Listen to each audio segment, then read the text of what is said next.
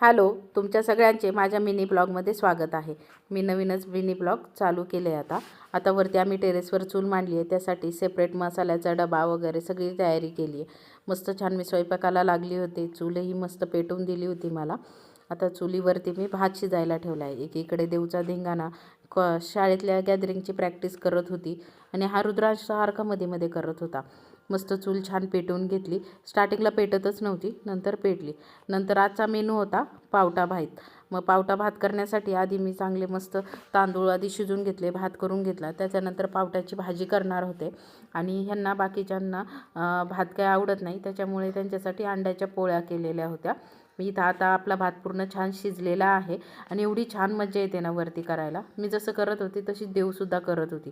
तिलाही स्वयंपाक करायला खूप आवडतं। त्याच्यानंतर इकडे रुद्रांश उकडलेली अंडी वगैरे खात होता। मस्त छान पावट्याची भाजी करायला मी कांदा खोबरं सगळं जे आहे ती मस्त छान भाजी शिजवून घेतली होती। भाजीचा वासच इतका छान येत होता ना, आहा। त्याच्यानंतर चुलीवरच पटकन चपात्या लाटून घेतल्या। चपात्याही खूप छान झाल्या होत्या।